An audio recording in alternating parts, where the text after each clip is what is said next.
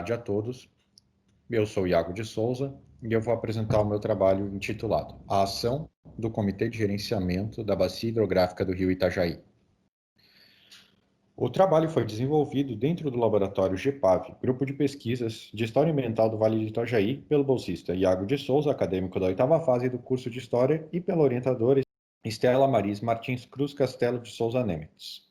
O objetivo geral é compreender a atuação do Comitê do Itajaí como agente de desenvolvimento regional. Metas. Como no slide, analisar o processo de criação do Comitê do Itajaí, levantar as ações desenvolvidas pelo Comitê do Itajaí, identificar e analisar impactos gerados pelas ações do Comitê do Itajaí no meio ambiente e no desenvolvimento regional. Metodologia. A presente pesquisa propõe-se a uma análise quantitativa e qualitativa. Assim construiu-se um banco de dados, onde as atas do Comitê do Itajaí entre 1998 e 2018 foram catalogadas. Os critérios foram estabelecidos levando em consideração a representatividade dos assuntos dentro do comitê. Por fim, estes dados foram entrecruzados com a bibliografia existente. Resultados e discussão. Como no slide, o trabalho analisou a criação e a consolidação do Comitê do Vale do Itajaí enquanto agente de desenvolvimento regional. Este foi fundado com base na Lei Federal 9.433 de 1997, que institui a Política Nacional de Recursos Hídricos. A sua consolidação na esfera regional deu-se por meio da criação da Agência de Águas, que teve papel decisivo na articulação institucional do Comitê do Itajaí, pois a agência tornou-se um braço executivo do comitê.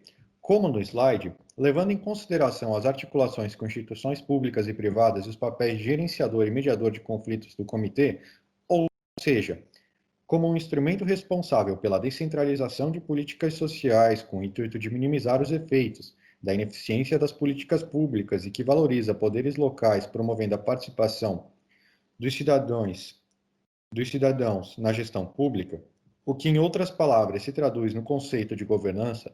Os principais temas abordados foram o plano de recursos hídricos, usuários de água e seu cadastro, cheias e barragens e implementação da usina hidrelétrica de Salto Pilão. Dentre esses temas, as questões mais recorrentes são 3. A primeira delas é a Semana da Água. A mesma é, de modo geral, promovida pelo Comitê em parceria com municípios, universidades, agências de água e Projeto Piava. Existe uma temática específica para cada semana, como, por exemplo, a preservação da mata ciliar e o uso consciente da água. Embora a Semana da Água seja realizada desde o início das atividades do comitê, cabe destacar que o Projeto Piava é representativo, visto que o mesmo passou a ser responsável pela realização da Semana da Água, e também é uma importante fonte de financiamento para o comitê. Os resultados da Semana da Água, comparando entre 1999 e 2005, demonstram que o número de participações saltou de 76 mil em 1999 para 500 mil.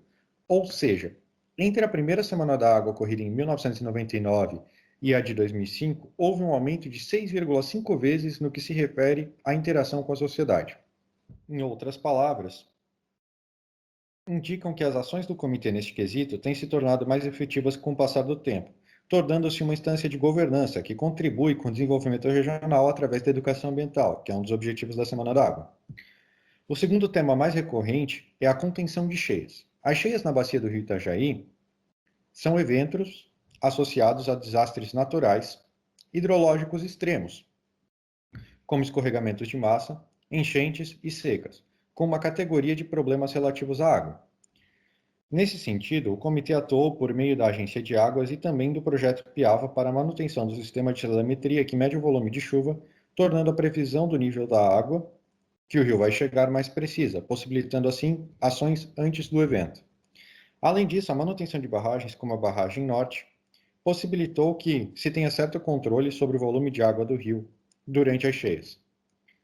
A outra medida que se destaca é o plano de recursos hídricos, pois, embora questões como o cadastramento de usuários de água, bem como a outorga do direito do uso da água, tenham ocorrido antes do plano, é com este que se passa a regulamentar de forma a atender às necessidades do desenvolvimento regional, pois, em Santa Catarina, possui esse enquadramento, mas estava defasada, não considerando a legislação que está em vigor, por isso é preciso reenquadrar. Dessa forma, segundo o Plano de Recursos Hídricos, a outorga de direito de uso da água tem como objetivo assegurar o controle quantitativo e qualitativo da água. Para assegurar esse controle, existem critérios que referem-se tanto à captação de água, orientados pela quantidade de água disponível, quanto aos lançamentos nos corpos de água, orientados pela qualidade de água desejada para o corpo receptor estabelecida pelo enquadramento. O controle da quantidade e da qualidade passa pelo enquadramento dos corpos de água que compõem a bacia. Nesse sentido, como gestor de recursos hídricos, cabe ao comitê adequar a gestão dos recursos às necessidades atuais. Dessa forma, o comitê contribui não só com a preservação e o uso consciente da água, mas também com a economia do Vale do Itajaí, propiciando um desenvolvimento regional sustentável.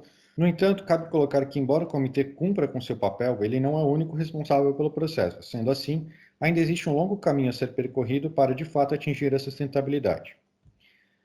Considerações finais. Durante as análises, o que se pôde notar foi que, da fase de implementação do comitê de 1998 até o ano de 2018, as discussões tornaram-se mais complexas e dinâmicas. Este aprofundamento pode ser atribuído a diversos fatores, entre eles a articulação institucional e as ações em relação à educação ambiental. Levando em consideração a Semana da Água, bem como as ações do Projeto Piaba, as ações do comitê referentes à prevenção de cheias indicam que essa demanda, assim como a educação ambiental, não estavam sendo supridas pelo Estado, que, como solução para a gestão de recursos hídricos, por meio da Lei 9.433, de 8 de janeiro de 97, que estabelece uma política nacional de recursos hídricos, criou instâncias que possibilitaram o exercício da governança a nível regional. Assim, o comitê mediou os interesses buscando garantir um desenvolvimento regional sustentável.